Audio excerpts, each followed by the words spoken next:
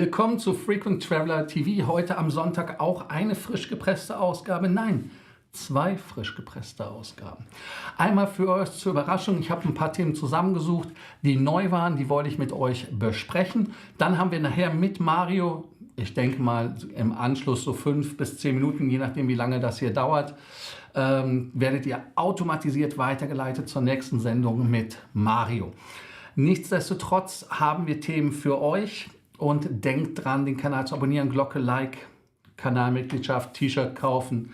All das ist wichtig. Erstes Thema, Mike November ist wieder in Frankfurt Nummer 4. 1, 2, 3, 4 lebt. Dann Boeing gibt eine Prognose ab, wie viele Flugzeuge gebraucht werden. Paris Air Show wirft ihre Schatten voraus. Ab morgen geht es los. Wir haben dann von den LHW, das sind dann irgendwie die Leading Hotels of the World, Leaders of the World irgendwie auch, die haben eine Promotion für euch. Und wir haben einen Deal und Deal in der First Class mit British Airways von Paris über London nach New York. 3.799 €. First Class, habe ich das schon gesagt? First Class. Nochmal der Hinweis an euch, Kanal abonnieren, Glocke, Like, kommentieren und eure Fragen des Tages werden in der nächsten Sendung beantwortet. Ich muss mal gucken, wie das funktioniert. Ich hoffe, die Leiterleitung funktioniert auch. Und dann lasst uns direkt in das erste Thema einsteigen. Die Mike Kilo, die Mike Mike, die Mike Lima, die sind ja schon im Auftrag des Herrn unterwegs. Einmal Manila, Frankfurt, aber auch schon fliegenderweise nach Boston, London sage ich schon, Los Angeles, Hauptsache L, ne? Geht es los zur Feier des Tages, auch das Kapal von der Lufthansa, damit ihr es wisst. Und Lufthansa gibt mir eure Liebe, das ist das T-Shirt, was ihr kaufen könnt. Unterstützt Frequent Traveler TV, FQTV. Ja, hier könnt ihr anschreiben. Naja, auf jeden Fall ist die Mike November jetzt von Teruel nach Francoforte geflogen. Das ist eine coole Geschichte, denn die Zwangspause war ja relativ lang. Am 1. Juni ist natürlich der erste reguläre Flug mit der A380 durchgeführt worden von München nach Boston, weil es ist ja kein Geheimnis. Die Super Jumbos sind quasi in München gebased. Mit dem Kennzeichen Mike Kilo war wiederholt in der Stadt im Nordosten der amerikanischen Provinz. Dort gibt es auch die Kappen, die ich immer sehr gerne trage, die 47, die kommen aus Boston. Und in den letzten Tagen wurden halt auch in Europa Trainingsflüge absolviert. Der zweite reaktivierte 380er, das ist die Mike Mike, übernahmen jetzt auch die Flüge nach Boston. Die Manila-Vorbereitung für den dritten A380er ist dann auch fast abgeschlossen und der Linienverkehr für den Freitag vorgesehen. Und am Freitag soll auch die Fluggesellschaft den 4. Super Jumbo zurückgeholt haben. Das war quasi vorgestern, ganz genau. Da schauen wir uns das nochmal an, wie der 380er weiter fliegt. Ich finde es cool. Frage ist natürlich, ob die Nummer 7 und die Nummer 8 kommen. Es ist immer noch irgendwie in den Sternen.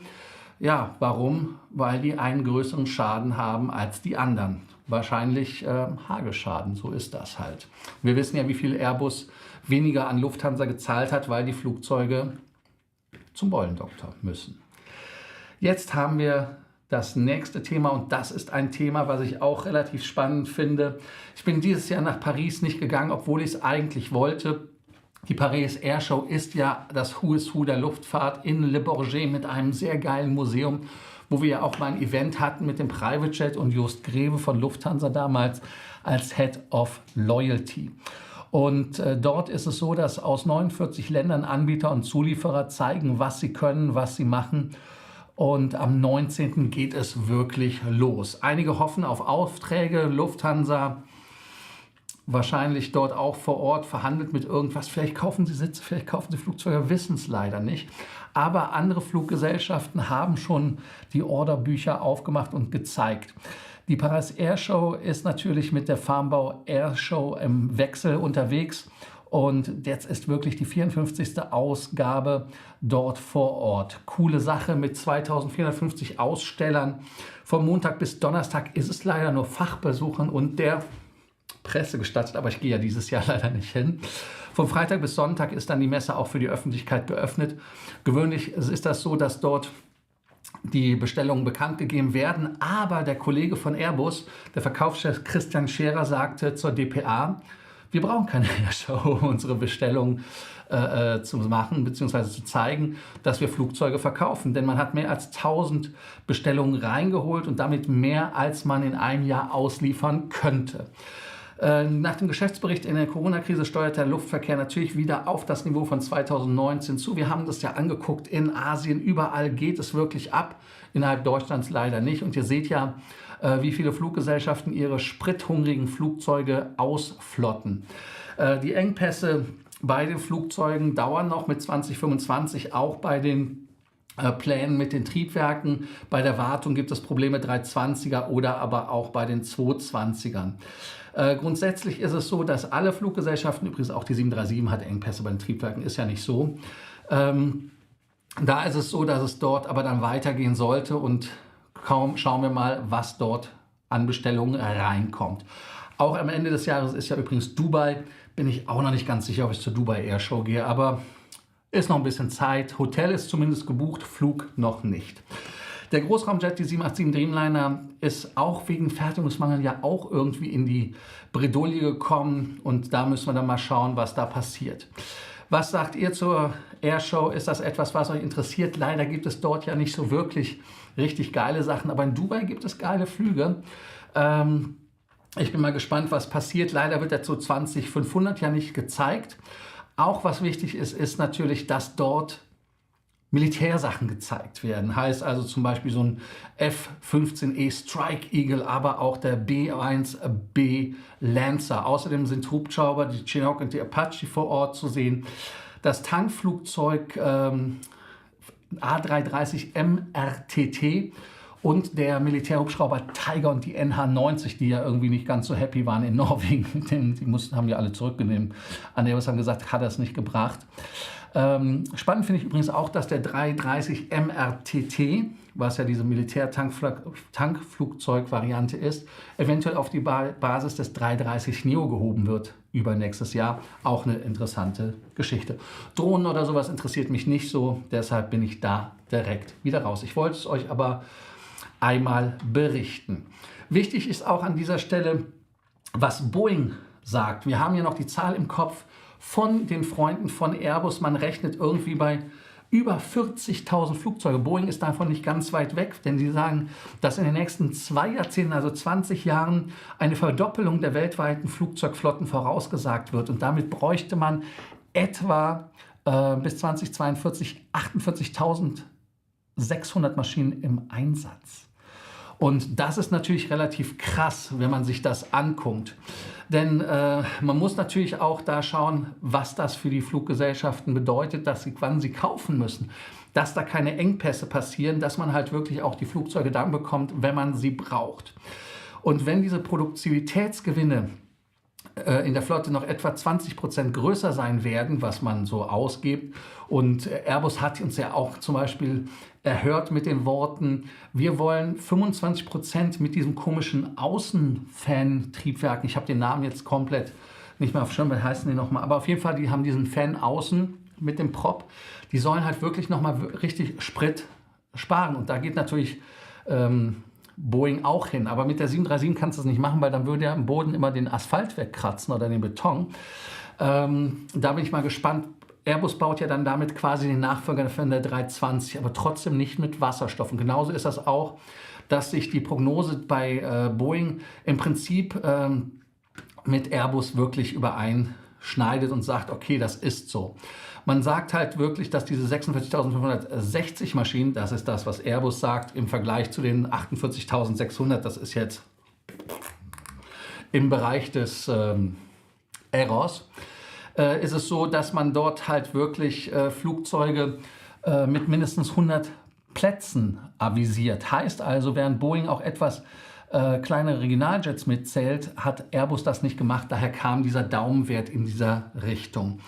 Die Verdopplung der Flotten zu erreichen werden nach Boeing-Prognose in den Jahren 2023 bis 2042 knapp 42.600 Flugzeuge gebaut. Ist das krass? Von den Maschinen, die heute in Betrieb sind, werden in 20 Jahren voraussichtlich noch 6000 im Einsatz sein. Also auch wirklich da, wo man sieht, dass Flugzeuge da ersetzt werden müssen. Basis ist natürlich das Schmalrumpfflugzeug, das heißt also A320er Serie in der Größe oder 737er, die das Marktsegment ausmachen. Rund 75% der Auslieferungen werden diese Modelle ausmachen. Also ich finde das krass. Ich bin mal gespannt, wie sich diese XLRs und so weiter da reinmischen. Bei Boeing ist es ja so, dass man da nicht wirklich etwas hat. Die 10er eventuell, wenn sie kommt. Aber die Boeing 787 und die 777 sind natürlich dort gefragt wie geschnitten Brot. Ich bin mal gespannt, was da passiert. Sagt ja auch, dass die Luftfahrt weiter so exponentiell steigen wird. Schwieriges Wort.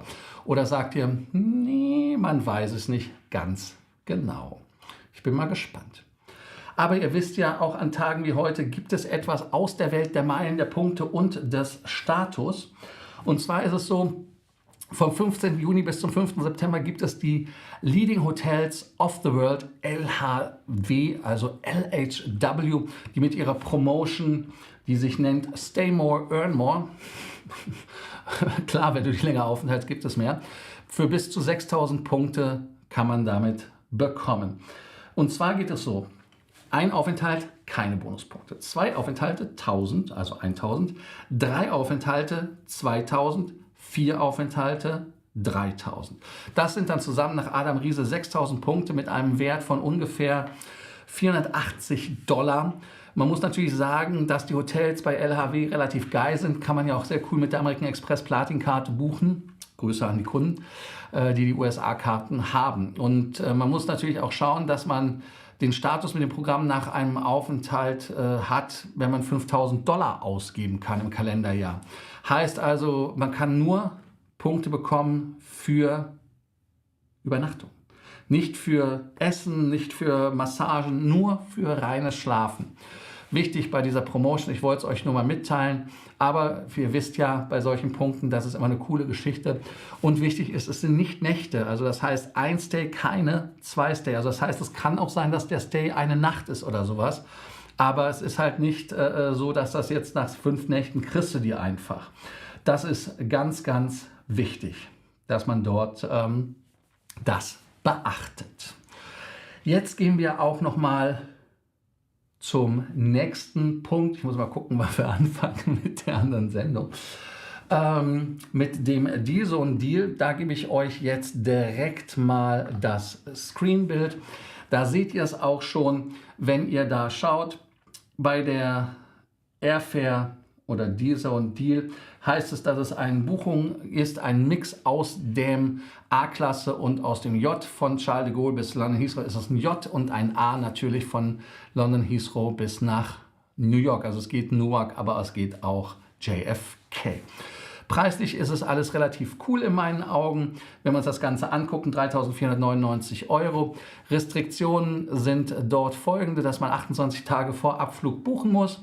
Man kann dann einen Samstag-Turnaround einbauen, also einen Samstag und dann geht es erst zurück. 12 Monate Aufenthalt maximal, Stopover ist nicht erlaubt, Cancellation ist nicht refundierbar, das ist ein Problem.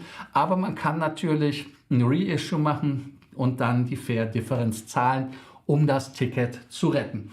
Entfernungsmäßig seht ihr ja auch, dass das Ganze bei 216 Meilen liegt, 3.451 Meilen über den Atlantik hin und zurück sind 7.336 Meilen.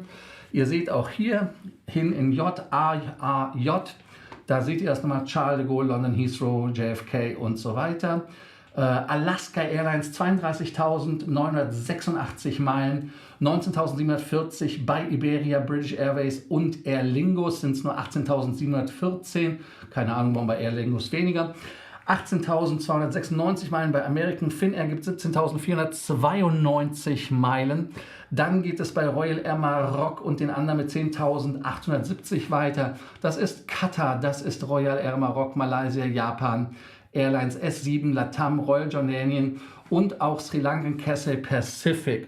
Und an dieser Stelle natürlich Qantas mit QA, kein U. Aus genannten Gründen natürlich, ihr wisst, wen ich meine. Und Frank, kein. ist es auf jeden Fall so, dass es 0 Punkte gibt.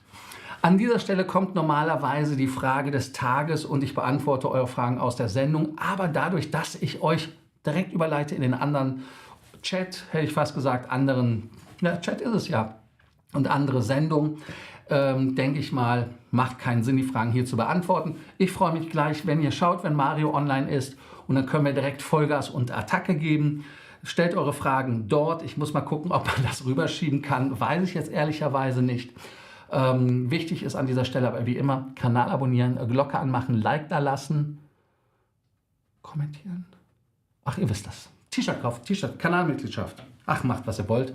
Also bis gleich und ich freue mich. Also, bis dann. Ciao.